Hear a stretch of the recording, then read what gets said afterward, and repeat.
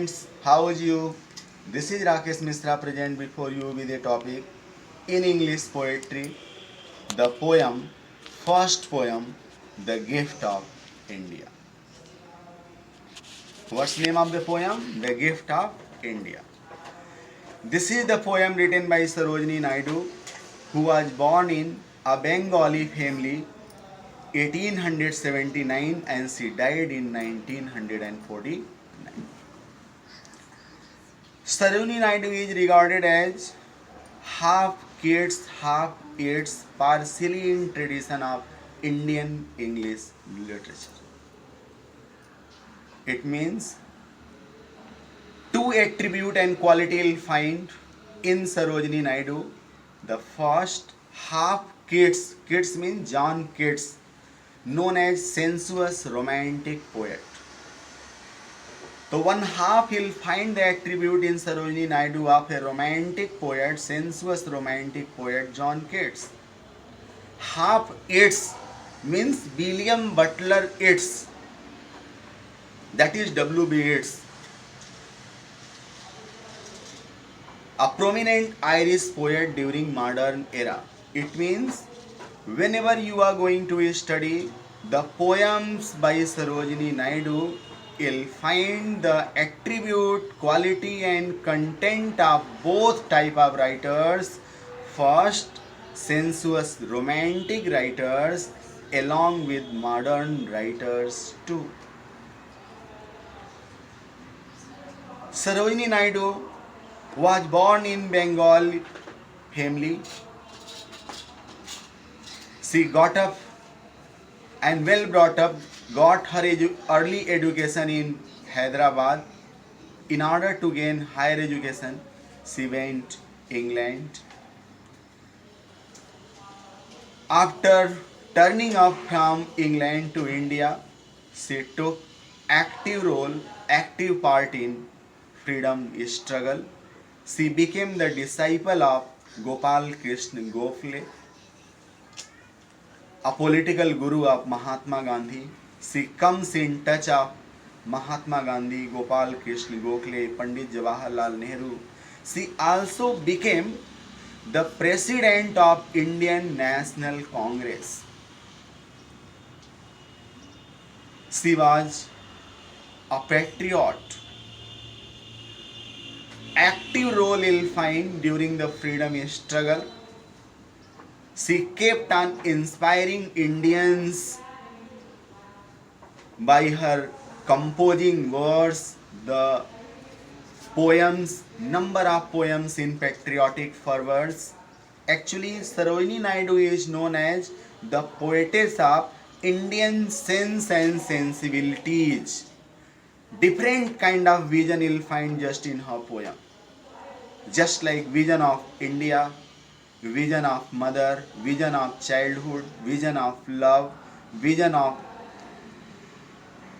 nature, vision of socialism, vision of separation. She is regarded as the poetess of Indian sense and sensibilities. So in this regard, you'll find just after taking close observation to the survey of her poetry that she was a versatile poetess. Versatile, she was such a poetess who was composing poems on different content and theme. Sometimes the glimpse of patriotism you'll find in her poem, just like this poem. Sometimes you'll find love and romance, just like her poem, The Flute Player of Vrindavan. Sometimes social glimpse you'll find, just like her poem, Palanquin Bearers. Whenever you talk about patriotic in fervor of the poem too, you read Bazaars of Hyderabad. So in this regard, Sarojini Naidu is well known poetess. She tries her best in order to give color, shape and fascination of Indian sense and sensibilities. She is known as Nightingale of India, Koyal of Bharat, Peacock of Bengal. This is only on account of her sweet and melodious voice. Is it clear? It was just about a little brief history related to Sarojini Naidu. You know one thing, at the age of 13, Sarojini Naidu composed 2000 lines of a narrative poem. It surprised everybody. Okay. She was such a great literary scholar where you'll find the blend of patriotic fervor, as she was the first lady governor of Uttar Pradesh, United Province. Okay.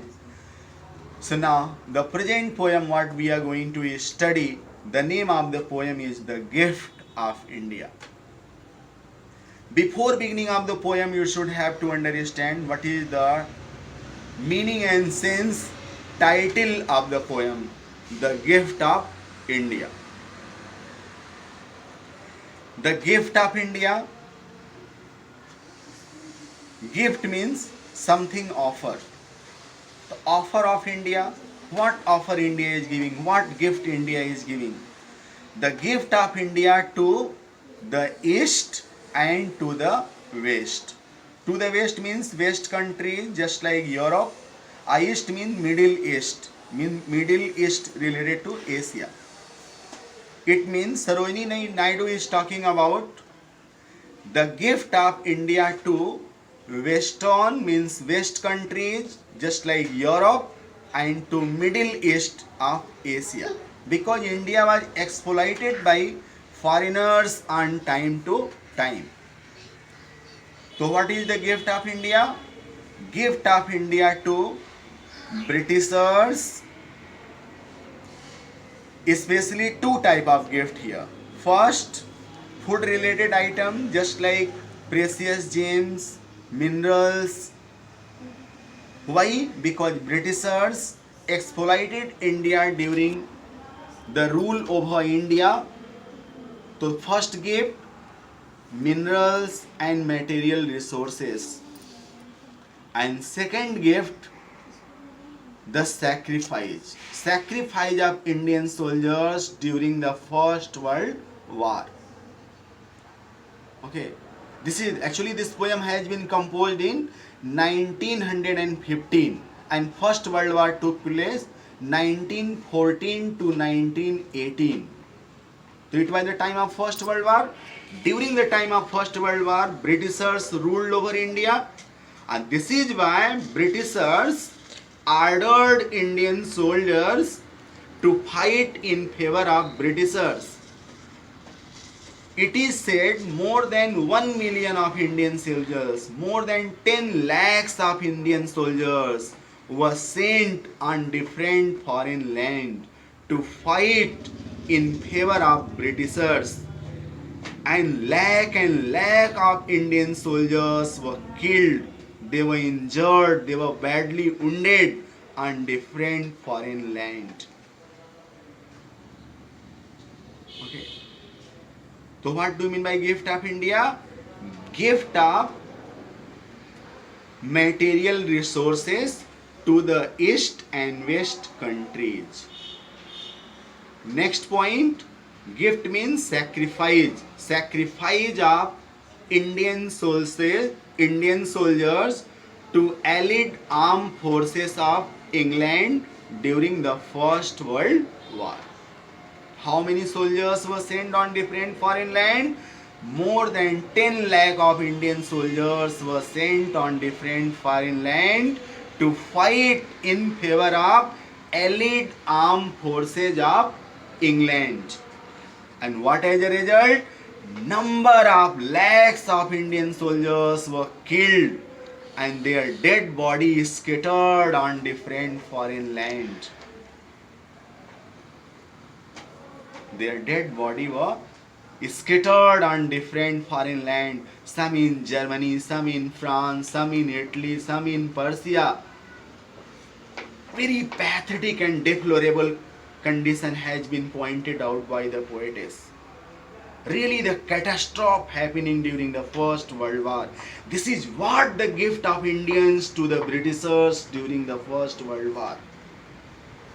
A next gift, India exploited Indians food related items, minerals, grains. Okay, and this is why Mother India is represented in this poem just like a mother. An Indian soldier just like her own son. So one side she is feeling proud, another side grief is striking of her heart. Why feeling proud? Because her sons, her Indian soldiers are ready to sacrifice of their life for the sake of motherland, for the sake of the nation. She is feeling proud. Another side, her heart is grief is stricken. She is very sad and dejected, thinking that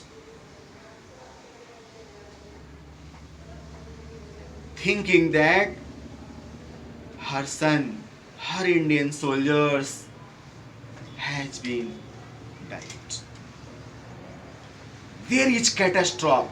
This is why this poem is regarded as anti-war poem. Why anti-war poem? Whenever war is criticized, condemned, not glorified or appreciated, then known as anti-war poem. What type of poem this is? Anti-war poem. Why? Because the war has been condemned, war has been criticized, neither glorified nor appreciated. Second point, the ugly image of war has been pointed out. What the ugly image of war pointed out? Bloodshed, horror, terror, catastrophe pointed out in this poem. There is economic instability, numerous dead bodies scattering here and there. Catastrophe, Mahavinash that is called. Complete destruction after the war is pointed out. And this is why it is known as anti-war poem. Who is the poetess? Sarojini Naidu. What is the theme of the poem? So in this regard, the poem has been written on a special theme, and theme has been pointed out. Bravery must be honored. Whomsoever the brave, that must be honored. The how brave will be going to be honored in this poem? At last you'll find that Sarojini Naidu, it's a strong hope of Sarojini Naidu, the poetess, that definitely the time will come, and time to time the Indian soldiers who sacrificed of their life, who became martyr for the sake of the nation, they'll be remembered, We pay tribute and homage on time to them. Just like on 15th August, 26th January, often we celebrate Kargil Divas. Okay, on time to time we remember about the glorious victory of the Indian soldiers. Second point you'll find brave Indian soldiers, brevity of Indians. It is courage, brevity and power of the Indian soldiers when they were sent on different foreign lands, just like some of them in Germany, some in France, some in Italy, some in Rome, some in Persia. They were representing India and fighting in favor of Britishers, yet they were proud to be Indian. They sacrificed of their life. They have been represented here just like pearl, gems. So in this regard, one side proud, other side lament.